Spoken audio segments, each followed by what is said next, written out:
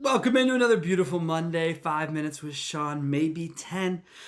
Had a service guest lined up for you guys. Things didn't work out. Life sometimes doesn't. So I am sitting in here solo. Want to give you the front end guy's perspective on the service department. I always tell people that when buying a car, put yourself in the consumer's shoes. But I find that difficult for myself to do because of my experience in selling cars and what I know and the way I've bought cars, etc.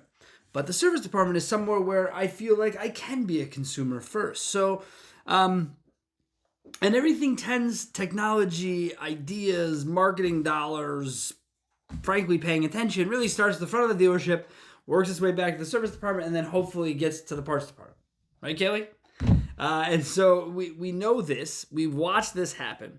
So now technology is on the forefront of the service departments right now, right? It's all anyone wants to talk about. Getting the videos, texting, okay? But here's what we learned on the front end. When you set those expectations of being able to communicate and seamlessly transitioning customers from an online appointment into the dealership and then out with their car fixed and delivered back to them, it can be difficult to execute new communication tools such as video and texting. So for me, those are the two big shining examples that stick out. The video portion of it is something that when someone comes to me with a major repair, I would like to understand the best I can.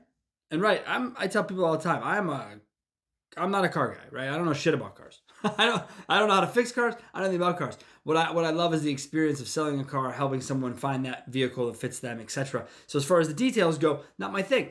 But I feel like I'm smart enough to understand it and see the issue, right? And really dive into it, especially when people are asking for what I like to call comma repairs, right?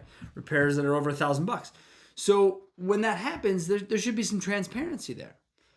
But let's try and, I don't know if it's a step back or forward as it relates to the text communication of things. The dealerships are now utilizing that as a form of communication. There's a couple of issues that I've run into with it. Number one, if your service advisors are the one responsible for doing the texting, from my experience, where do these people find the time in a day? I mean, they are running and gunning for most of the day. How does that communication work? If BDCs are doing it, where is the BDC getting the information from to communicate it back to the customer? A couple situations have come up in my service time at both the Subaru store and the Mercedes store that I go to via the text communication, where it's this text us whenever, get to us whenever, ask us whenever.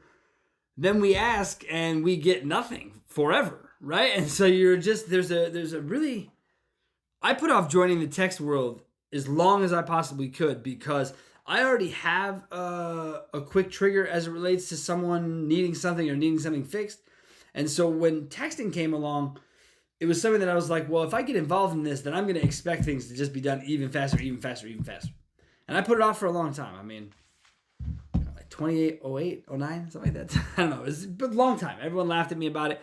But it's because of my expectation. And so that expectation really hasn't changed, although I've certainly softened it because I realize that's definitely not the case just because it's by text.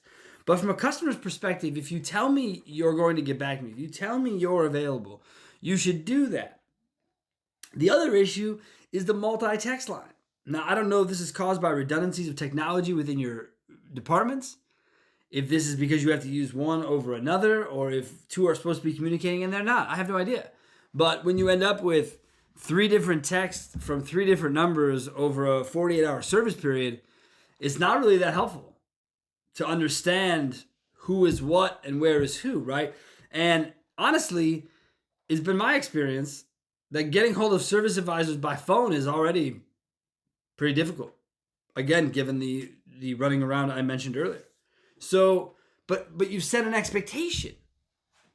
And I think that's where I struggle with it. And when I brought this idea up of video, my wife, one of her first feedback was, well, as a mechanic, that's not my job.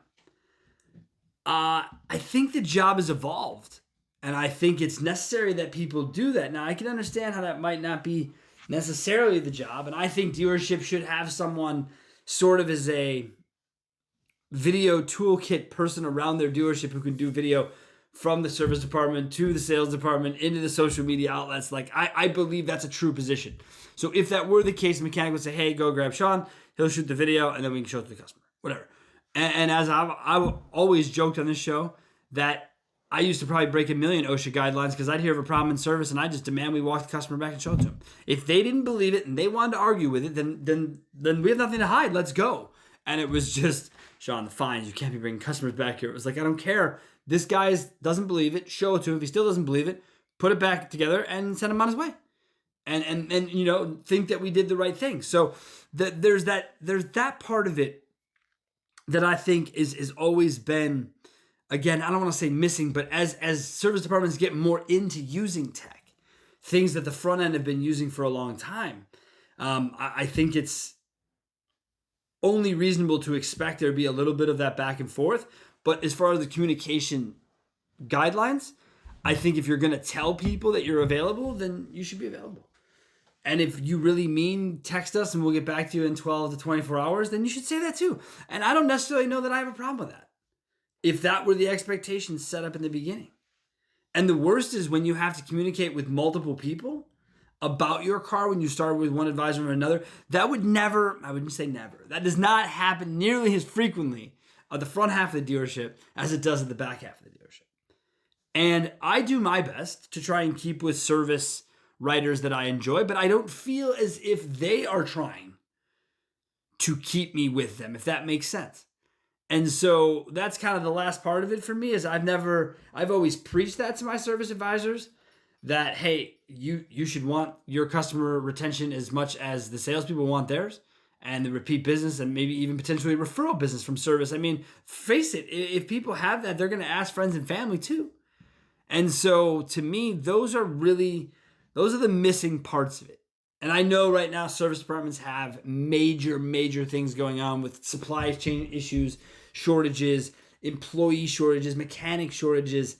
And we're going to be addressing those things here, hopefully in the next couple of weeks of our May month of service, as we get into it. A few more guests that I think are going to be great to talk about on those topics. So be sure you're looking out for that. But when you go back to your dealerships and you look at how your service department is engaging technology, just be sure that you're setting a reasonable expectation with your team as well as your customers.